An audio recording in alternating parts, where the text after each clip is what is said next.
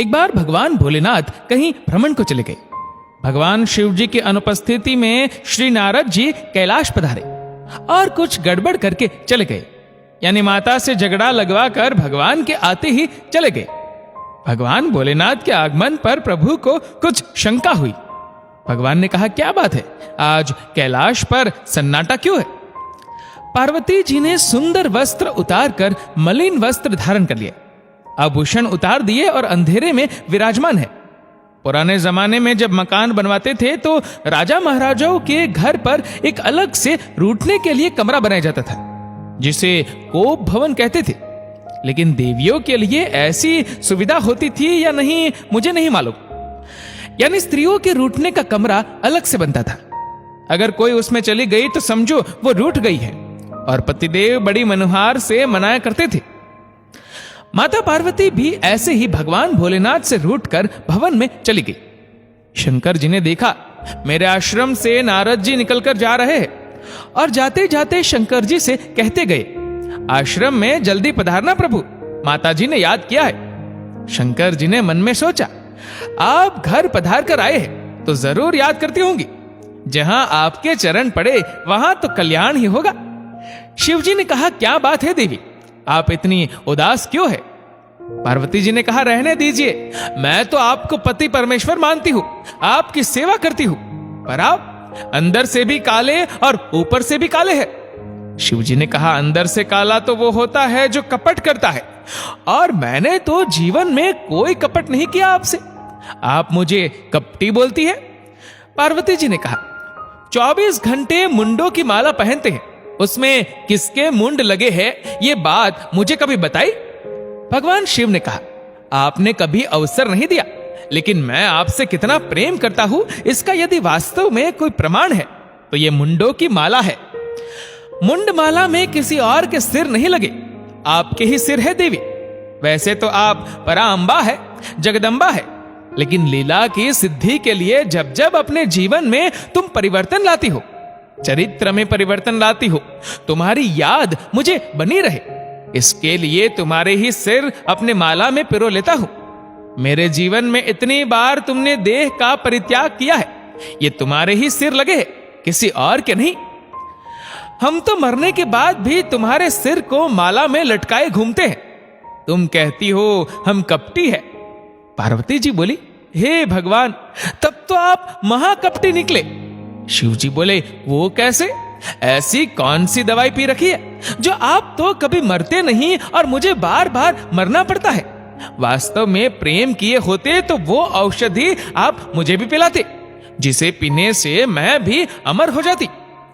भगवान शंकर जी गंभीर हो गए, उनके नेत्र सजल हो गए और परांबा पार्वती जी से बोले, देवी, मैंने एक अद्भुत कथामृत का पान किया है, और वो अमृत है श्रीमद् भागवत कथामृत, अमर कथा। उस अमर कथा का पान करने की वजह से मेरा कभी जन्म नहीं होता, कभी मृत्यु नहीं होती। माता पार्वती जी चरणों में गिरकर बोली, वो अमृत आप मुझे भी पिलाओ भगवान। शिव जी राजी हो गए। शिव जी ने कहा, भागवत की कथा सुनने के 3 विधान है। भागवत की कथा सन्मुख बैठकर सुननी चाहिए। एकदम व्यास मंच के पीछे बैठकर भागवत सुनना शास्त्रों में निषेध है। भागवत की कथा में बीच में उठना नहीं चाहिए, व्यर्थ की बात बीच में नहीं बोलनी चाहिए। बोलना है तो कीर्तन बोलो या भगवान की जय बोले। भागवत जी की कथा में सोना नहीं चाहिए, एकाग्र होकर तन्मय होकर सुननी चाहिए। देवी, मैं तो जब कथा सुनाता हूं नेत्र बंद करके सुनाता हूं, आप सुन रही हो कि नहीं ये मैं कैसे जान पाऊंगा? इसलिए जब तक कथा चलेगी आप बीच बीच में ओम ओम का हुकारा देती रहना या हरे हरे का हुकारा देती रहना। माता पार्वती जी बोली, ठीक है। शिव जी ने जब कथा का आरंभ किया, कैलाश पर्वत पर कोई नहीं था। श्रोता माता पार्वती जी और वक्ता भगवान शिव जी। शिव जी के पीछे फूटा हुआ अंडा जरूर पड़ा है, वो ही तोते का अंडा था। भगवान भोलेनाथ भागवत कथा सुनाने लगे। माता पार्वती ओम ओम ओम कहकर सुन रही है। पहले दिन की कथा का जैसे ही विश्राम हुआ, पीछे पड़ा तोते का अंडा साबुत हो गया। उस अंडे में जीव का प्रादुर्भाव हो गया। दूसरे दिन की कथा के प्रभाव से अंडा फूट गया, उसमें से सुंदर सा पक्षी निकला। पड़ा हुआ पक्षी तीसरे दिन की कथा को सुन रहा है, गदगद हो रहा है। अमृत वचन है ना भागवत जी में, तो भागवत जी में चौथे दिन तो आनंद की कथा है। श्री कृष्ण जन्म महोत्सव, उनको सुनकर पक्षी गदगद हो गया। माता पार्वती ध्यान लगाए बैठी है। सज्जनों, शिव जी ने माता पार्वती को जो कथा सुनाई वो मेरी आपकी तरह थोड़ी सुनाई थी। 3 घंटे सुबह सुनी, 3 घंटे शाम को सुनी, 3 घंटे में पैर कभी ऐसे कर लिया, मौका लगा तो व्यास जी की और पांव फैलाकर ही बैठ गए। ऐसी ही थोड़े हुई थी कथा। वो तो एक ही आसन से बैठे रहे और देखो, पहले दिन की कथा शाम को 6 बजे पूरी हुई। उसी समय दूसरे दिन की कथा 6:01 पर शुरू हो गई। 7 दिन तक अविश्राम गति से कथा चलती रही। ऐसे ही कथा चल रही है। 5 दिन से कथा सुन रही है माता। श्री कृष्ण की कथा बता रहे हैं भगवान शिव। पक्षी बड़े प्रेम से सुन रहा है। भगवान शंकर जी ने कहा, देवी पार्वती, जब उद्धव जी को पता चला प्रभु श्री कृष्ण अपनी लीला को समाप्त कर जाना चाहते हैं, तो उद्धव ने आकर कृष्ण चरणों में प्रणाम किया।